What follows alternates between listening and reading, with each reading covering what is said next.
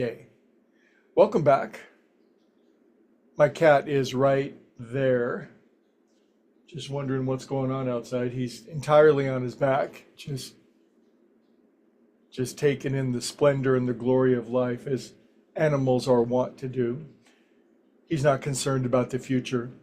He's not ruminating on the past, the mistakes that he made, the hideous errors of judgment. He's just utterly and completely blissful in this moment.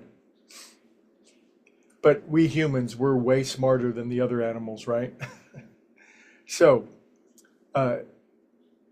yesterday I showed a video of cliffs coming down in San Diego, a once in every 500-year event, kind of driving home the point that our walls and our cliffs and our barricades and obstacles to the truth they can only hold up so long.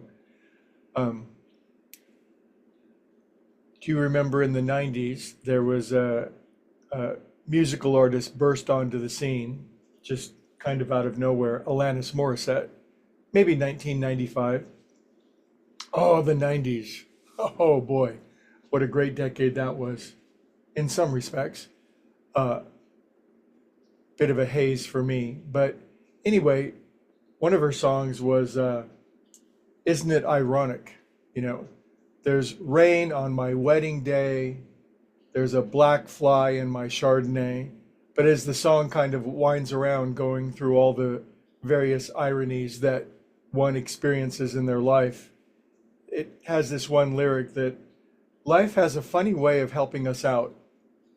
Life has a funny way of helping us out through our calamities and collisions and catastrophes. Life has a funny way of always helping us out. And, well, what does that mean? Well, the topic this week has been surprise, astonishment, and amazement. And now, of course, there's one brand of spirituality that says, we'll be amazed and astonished because we do get that extra yacht that we need, and we do get an extra Cadillac Escalade, and we do have a couple of extra zeros added onto our bank account, or we do discover that they're now holding a parade for me to celebrate me every single day, or we discover that romantic love comes flooding in from a variety of locations that we blah blah blah blah blah. Okay, well, there's that kind of surprise, and then there's the kind of astonishment where all of the masks and all of the facade and all of the obstacles just fall away, and we remember who we are. Yesterday I was listening to a nice little talk on one of the greatest of all Indian saints or sages, Adi Shankara. He was 8th century AD, although they don't call it AD anymore. But he was a great Indian sage, and his great saying, his great awakening is Atman is Brahman, which is to say that the drop of consciousness that we are is in fact God. And we're not here to become something or to struggle and strain and build our character enough so that we can build a ladder and climb up to heaven.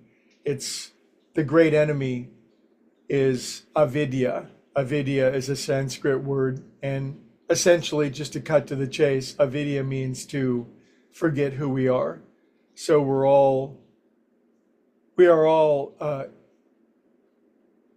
drops of God consciousness, and to some degree or another, if you checked into Earth Hotel, you simply forgot who you are. I forgot who I am, you forgot who you are, and then we, in our forgetfulness, we put on these masks, these egos, this false sense of self that is so small, so constrained, so egotistical, so selfish, so small-minded. And what's funny is we don't even know that we've done it. And then we go about living these hilarious human lives filled with sound and fury that really signify nothing as we clutch and grasp at what we want, and we push and poke away what we don't like, and then fear kicks in. And then, how many times do we have to do that before we simply awaken? But life has a funny way of helping us out.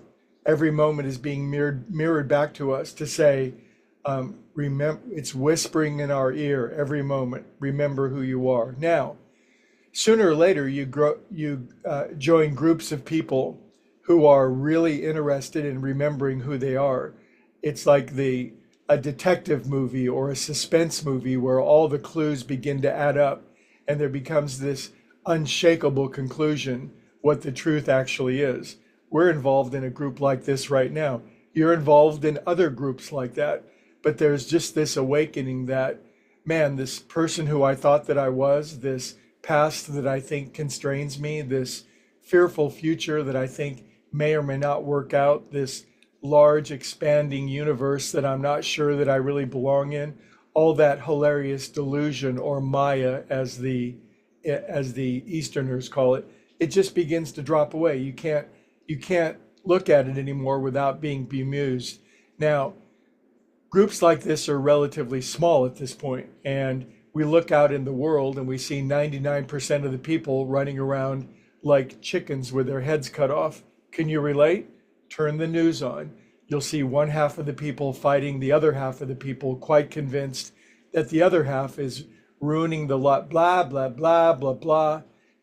But life has a funny way of helping us out. So right now, you are awakening, you are remembering who you are. When that happens, the landslide of delusion quickens so fast that you can't stop it anymore. And really, a delightful sense of cosmic bemusement and delight begins to overtake us as we begin to realize no matter how much anyone else wishes to suffer, no matter if every other person on the planet seems to be absolutely addicted and convinced that who they are and what their narrative is true, that we see through that and we see the light, the God, the love, the source that we all are. And we begin to realize the truth of every spiritual master that's ever come along who says, wake up from this hideous delusion, wake up from the fear of it and be astonished, be amazed, be surprised, not because every worldly thing seems to work out. In fact, the world could be going to hell in a handbasket, and oftentimes the world going to hell in a handbasket is the perfect reminder, the perfect backdrop for this awakening that you're a part of because you're in this group. So enjoy it. And today is Thursday, and we can talk about this wacky week tomorrow. Have a beautiful day.